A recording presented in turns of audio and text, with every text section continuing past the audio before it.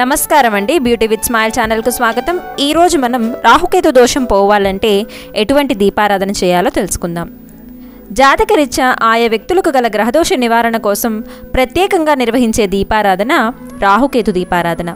ఇందులో రాహుకాలంలో చేసే దీపారాధనను నిమ్మ డొప్పలలో నువ్వుల నూనె పోసి దీపారాధన చేయాలి. ఈ దీపాన్ని రాహుకాల దీపం అంటారు. రాహుదోషం నివారణకు సాయం సమయాన శ్రీ కనకదుర్గ అమ్మవారి ఆలయంలో తడిపిన పిండితో చేసిన ప్రమిదలలో కానీ నిమ్మ డొప్పలలో కానీ దీపారాధన చేస్తే రాహుదోషం తొలగిపోతుంది. ముఖ్యంగా ప్రతి శుక్రవారం ఉదయం 10:30 నుంచి 12 గంటల మధ్యలో, మంగళవారం మధ్యాహ్నం 3 గంటల నుంచి 4:30 మధ్యలో రాహుకాలం వస్తుంది. అటువంటప్పుడు ఈ దీపారాధన చేస్తే తప్పకుండా రాహుదోషం తొలగిపోతుంది. ఇక కేతుగ్రహ దోష నివారణకు మంగళవారం నాడు 7 ఒత్తులతో దీపారాధన చేసి ఎర్రటి వస్త్రాన్ని దానం చేయాలి. అలా 7 మంగళవారాలు ఉపవాసం ఉండి దీపారాధన చేయాలి. ఆఖరి వారం గణపతి పూజ చేయాలి.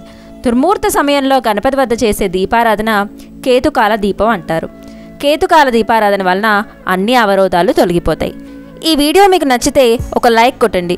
ఇటువంటి మరిన్ని ఇంట్రెస్టింగ్ వీడియోస్ మీ మెయిల్ ఐడికి డైరెక్ట్గా రావాలి అనుకుంటే కింద కనబడుతున్న రెడ్ కలర్ సబ్స్క్రైబ్ బటన్ని క్లిక్ చేయండి. మా వీడియోని లైక్ చేయండి, షేర్ చేయండి. మీ విలువైన సూచనని, సలహాలని మాకు కమెంట్స్ రూపంలో అందజేయండి. Thanks for watching.